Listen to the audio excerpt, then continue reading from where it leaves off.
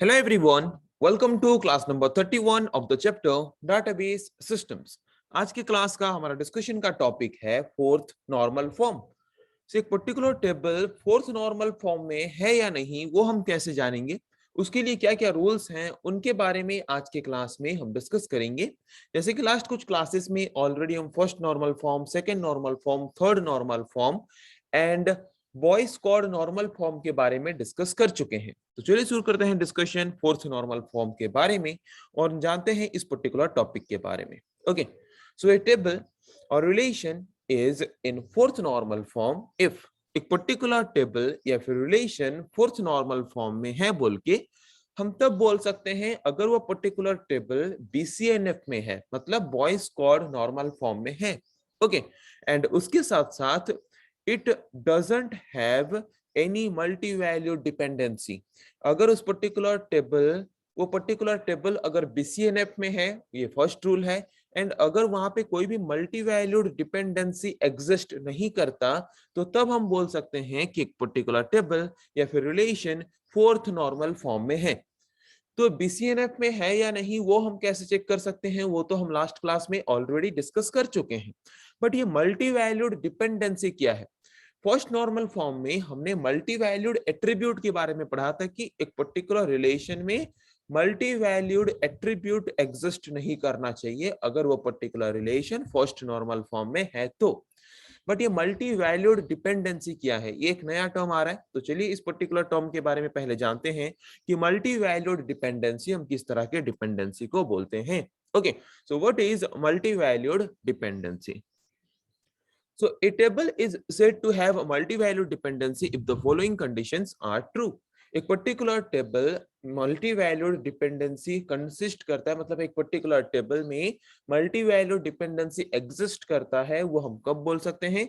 अगर वो particular table इन rules को फॉलो करता है तो। ओके, तो फर्स्ट रूल क्या है? फॉर ए डिपेंडेंसी, कोई भी एक डिपेंडेंसी, मतलब सपोज एक एट्रीब्यूट है ए जिसको लेके मैं डिटरमाइन कर रहा हूं बी को, तो वहां पे ए एट्रीब्यूट के हर एक सिंगल वैल्यू के लिए अगर बी एट्रीब्यूट में multiple number of values exist करते हैं देन द टेबल में हैव मल्टी वैल्यूड डिपेंडेंसी। समझ आ गया फर्स्ट रूल? फर्स्ट रूल ये बोल रहा है कि अगर मैं एक पर्टिकुलर टेबल में एट्रीब्यूट ए को लेके एट्रीब्यूट बी के वैल्यूज को डिटरमाइन कर रहा हूं और वहां पे एट्रीब्यूट ए के एक वैल्यू के लिए अगर एट्रीब्यूट बी में मोर देन वन वैल्यूज और मल्टीपल वैल्यूज अगर एग्जिस्ट करते हैं तो वहां पे हम बोल सकते हैं कि उस पर्टिकुलर टेबल में मल्टी वैल्यूड डिपेंडेंसी एग्जिस्ट कर सकता है। ओके, सेकेंड रूल ये बोलता है कि अगर एक पर्टिकुलर टेबल में मल्टी वैल्यूड डिपेंडेंसी एग्जिस्ट कर रहा है तो उस पर्टिकुलर टेबल में एटलीस्ट 3 कॉलम्स होना चाहिए। ओके, तो ये एटलीस्ट 3 कॉलम क्यों होना जरूरी है मल्टी वैल्यूड डिपेंडेंसी के रूल या फिर कंडीशन को सेटिस्फाई करने के लिए? क्योंकि मल्टी वैल्यूड डिपेंडेंसी एक पर्टिकुलर रिलेशन में तब है हम बोल सकते हैं कब, अगर एक पर्टिकुलर टेबल के एट्रीब्यूट को लेके हम अगर और एक एट्रीब्यूट के वैल्यू को डिटरमाइन कर रहे हैं तो वहां पे अगर एक पर्टिकुलर एट्रीब्यूट की एक वैल्यू के लिए दूसरे एट्रीब्यूट में अगर more than one values exist करते हैं तो वो एक कंडीशन हो गया।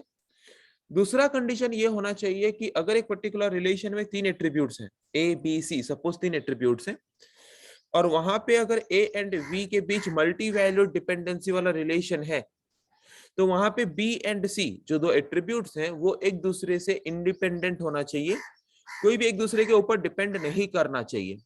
और अगर ये सारे के सारे कंडीशंस एक पर्टिकुलर टेबल सेटिस्फाई करता है तो वहां पे हम बोल सकते हैं कि उस पर्टिकुलर टेबल में मल्टी वैल्यूड डिपेंडेंसी एग्जिस्ट करता है। ओके, समझ आ गया कि मल्टी वैल्यूड डिपेंडेंसी एक पर्टिकुलर टेबल में है या नहीं वो हम कैसे पता कर सके? ओके, तो एक पर्टिकुलर टेबल में मल्टी वैल्यूड डिपेंडेंसी एग्जिस्ट करता है या नहीं वो हम कैसे पता करें? फर्स्ट रूल ये है कि अगर एक पर्टिकुलर एट्रीब्यूट को लेके हम और एक एट्रीब्यूट को डिटरमाइन कर रहे हैं तो फर्स्ट एट्रीब्यूट के सिंगल वैल्यू के लिए अगर सेकंड एट्रीब्यूट में मल्टीपल नंबर ऑफ वैल्यूज हैं तो वहां पे मल्टी वैल्यूड डिपेंडेंसी एग्जिस्ट कर सकते हैं। और मल्टी वैल्यूड डिपेंडेंसी एग्जिस्ट करने के लिए एक पर्टिकुलर टेबल में एटलीस्ट 3 कॉलम्स होना चाहिए और जो 3 कॉलम्स हैं तो वहां पे अगर ए एंड बी के बीच मल्टी वैल्यूड डिपेंडेंसी है तो वहां पे बी एंड सी जो दो एट्रीब्यूट्स हैं वो एक दूसरे से इंडिपेंडेंट होना चाहिए, उनके बीच कोई भी रिलेशन नहीं होना चाहिए। तो तब हम बोल सकते हैं कि उस पर्टिकुलर टेबल में मल्टी वैल्यूड डिपेंडेंसी एग्जिस्ट कर रहा है। और अगर एक पर्टिकुलर टेबल में मल्टी वैल्यूड डिपेंडेंसी एग्जिस्ट कर रहा है तो वो particular table fourth normal form में नहीं हो सकता। तो वहां पे अगर हम मल्टी वैल्यूड डिपेंडेंसी वाले प्रॉब्लम को वहां से अगर रिमूव कर दें, रिड्यूस कर दें, तो तब हम बोल सकते हैं कि वो particular table fourth normal form में है। ओके, इतना समझ आ गया मल्टी वैल्यूड डिपेंडेंसी क्या है। तो एग्जांपल लेते हैं फोर्थ एनएफ को लेके या फिर फोर्थ नॉर्मल फॉर्म को लेके। तो यहाँ पे मैंने एक कॉलेज एनरोलमेंट टेबल लिया है जहां पे मेरे एट्रीब्यूट्स हैं student ID, course and hobby. तो यहाँ पे देखो स्टूडेंट आईडी जिसका आईडी 1 है, उसने साइंस एंड मैथ दोनों कोर्स लिया है एंड उसका हॉबी क्रिकेट भी है, हॉकी भी है। ओके, देन और एक स्टूडेंट है यहाँ पे जिसका आईडी है 2, जिसने सी हैश एंड पीएचपी दोनों कोर्स को लिया है और उसका हॉबी क्रिकेट एंड हॉकी दोनों है। तो यहाँ पे देखो, अगर मैं स्टूडेंट आईडी को लेके कोर्स को डिटरमाइन करूं तो एक स्टूडेंट आईडी के एक सिंगल वैल्यू 1 के लिए कोर्स एट्रीब्यूट में मल्टीपल नंबर ऑफ वैल्यूज है एग्जिस्ट कर रहे हैं, multiple number of values exist कर रहे हैं। ओके, और यहाँ पे अगर मैं स्टूडेंट आईडी को लेके हॉबी को डिटरमाइन करने की कोशिश करूं तो एक पर्टिकुलर स्टूडेंट आईडी के लिए multiple number of values exist कर रहे हैं, मतलब यहाँ पे मल्टी वैल्यूड डिपेंडेंसी एग्जिस्ट कर सकता है। Okay, as we can see in the table above, student with student ID 1 has opted for 2 courses। Student ID 1 दो कोर्स ऑप्टेड किया है, दो कोर्स सिलेक्ट किया है जैसे साइंस एंड मैथ, एंड उसके दो हॉबीज भी हैं जैसे क्रिकेट एंड हॉकी। अगर एक पर्टिकुलर एक एट्रीब्यूट के एक वैल्यू के लिए बाकी एट्रीब्यूट में अगर मोर देन 1 वैल्यूज एग्जिस्ट करते हैं तो वहां पे मल्टी वैल्यूड डिपेंडेंसी एग्जिस्ट कर सकता है। Okay, second, in the table above, ये तो फर्स्ट है, तो मल्टी वैल्यूड डिपेंडेंसी के लिए एटलीस्ट कितना एट्रीब्यूट होना चाहिए? 3। यहाँ पे 3 एट्रीब्यूट्स हैं। और यहाँ पे देखो, अगर ए, यहाँ पे ए के हिसाब से किसको कंसीडर कर रहे हैं, मतलब किस एट्रीब्यूट को लेके हम बाकी एट्रीब्यूट को वैल्यू को डिटरमाइन कर रहे हैं? Student ID. तो स्टूडेंट आईडी यहाँ पे ए है, कोर्स को हम बी के हिसाब से ले सकते हैं या फिर हॉबी को बी के हिसाब से ले सकते हैं। तो अगर ए डिटरमाइंस बी, मतलब अगर स्टूडेंट आईडी कोर्स को डिटरमाइन कर रहा है तो वहां पे कोर्स एंड हॉबी के बीच कोई रिलेशन नहीं होना चाहिए, वो दोनों एक दूसरे से इंडिपेंडेंट होना चाहिए। यहाँ पे है, अगर मैं स्टूडेंट आईडी को लेके हॉबी को डिटरमाइन कर रहा हूं तो वहां पे कोर्स एंड हॉबी के बीच कोई रिलेशन नहीं होना चाहिए, वो एक दूसरे से इंडिपेंडेंट होना चाहिए है। तो यहाँ पे जो तीनों के तीनों कंडीशंस थे एक पर्टिकुलर टेबल में मल्टी वैल्यूड डिपेंडेंसी एग्जिस्ट करने का, वो तीनों के तीनों कंडीशंस को ये पर्टिकुलर टेबल सेटिस्फाई कर रहा है। तो simply we can say that in this particular table multi valued dependency exist. Okay, so there is multi-valued dependency which leads to unnecessary repetition of data। तो अगर एक पर्टिकुलर टेबल में multi-valued dependency exist कर रहा है तो वहां पे unnecessary repetition होता है, मतलब डुप्लीकेसी आ जाता है वहां पे, और एनोमलीज ऑकर होने के चांसेस भी होते हैं, जिसकी वजह से हम बोल सकते हैं कि ये particular relation fourth normal form में नहीं है। ओके, तो इसको फोर्थ नॉर्मल फॉर्म में लाने के लिए हमें क्या करना पड़ेगा? डिकम्पोज करना पड़ेगा। नॉर्मलाइजेशन का मेन प्रोसेस क्या है? एक पर्टिकुलर टेबल अगर उस फॉर्म में नहीं है तो उसको डिकम्पोज करके उस फॉर्म में लाओ। ओके, तो टेबल को मैंने यहाँ पे क्या किया, दो अलग अलग टेबल्स में डिवाइड कर दिया, एक कोर्स टेबल, एक हॉबी टेबल। जिस पर्टिकुलर एट्रीब्यूट को लेकर हम डिटरमाइन कर रहे थे वो वहां पे रहेगा, बट जो दो एट्रीब्यूट्स एक दूसरे से इंडिपेंडेंट थे उनको लेके मैंने दो अलग अलग टेबल्स में सेपरेट कर दिया, एक स्टूडेंट आईडी कोर्स, एक student ID hobby.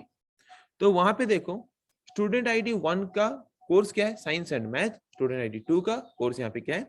C hash and PHP. Okay, तो यहाँ पे मल्टी वैल्यूड डिपेंडेंसी का एक कंडीशन जो कि सेकंड एंड थर्ड कंडीशन वो यहाँ पे सेटिस्फाई नहीं कर रहा। एटलीस्ट 3 एट्रीब्यूट्स होना चाहिए बोल रहा था, 3 एट्रीब्यूट्स नहीं है। और यहाँ पे अगर 3 एट्रीब्यूट्स हैं तो वहां पे सेकंड एंड थर्ड एट्रीब्यूट एक दूसरे के इंडिपेंडेंट होने चाहिए।